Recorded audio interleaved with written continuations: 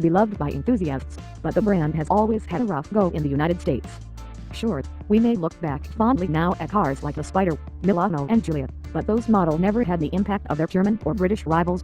Slow sales and a reputation for poor reliability killed Alfa in the US more than 2 decades ago. The automaker is back with cars like the 4C, Giulia and, most important, the 2018 Stelvio crossover. The Stelvio needs to sell well if Alfa has any hope of staying alive in America. Sure, it may not be as sharp or as handsome as the Giulia, but the market demands crossovers, so that's what it'll get. The Stelvio is jumping into a tough and highly contested segment. Rivals like the Porsche Macan, Jaguar F-Pace, BMW X3 and Mercedes-Benz GLC class are all strong competitors with handsome styling and sporty driving dynamics. The Stelvio is going to have to really shine to make a dent. Associate editor Joel Stocksdale, the Alfa Romeo Stelvio feels very much like a bigger, taller Giulia. While this does mean that it feels a bit less nimble and frisky, it also means that it's one of the best drivers in its class. Under the hood is the same turbocharged 2.0-liter four-cylinder making 280 horsepower.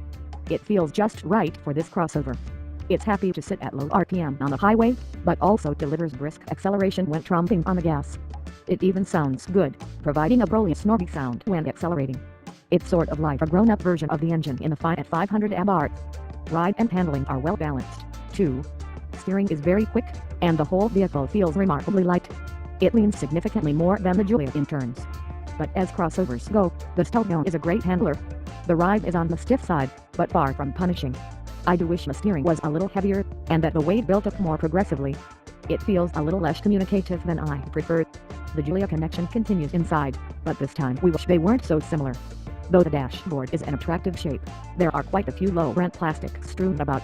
The number of the knobs feel chintzy, too. There's not a lot of neat room up front, either, and the seat could use a few more adjustment options. One thing the Stelvio's interior nails, though, are those wonderful shift paddles. They're huge column-mounted units that are easy to find regardless of your hand position. They have a chunky action, and they're made from solid metal that feels great. So yeah, the Stelvio is pretty much a big Giulia. That's good and bad, but if you want a practical crossover that isn't dead inside, the good will outweigh the bad. The Associate editor recounts, this is it. This is make it or break it for Alfa. If it can't sell a crossover to a consumer base foaming at the mouth for high-riding hatches, then there's nothing that can save the company. The ingredients are all there: handsome design, exclusive badge and sporty dynamics. Only time will tell if customers can look past Alfa's less than stellar reputation and pick the Stelvio over something like the Macan or F-Pace. It's not all bad news. The Stelvio's steering is extremely quick. 11.8:1, according to Alfa. That's significantly quicker than the 14.3:1 ratio of the Porsche Macan, though the latter has better field. Small inputs in the slightly overboosted Stelvio steering make the crossover feel light and maneuverable. It hides its weight well and feels pretty composed for a crossover. Better than a standard Mercedes-Benz GLC and Jaguar F-Pace. The engine is a real peach.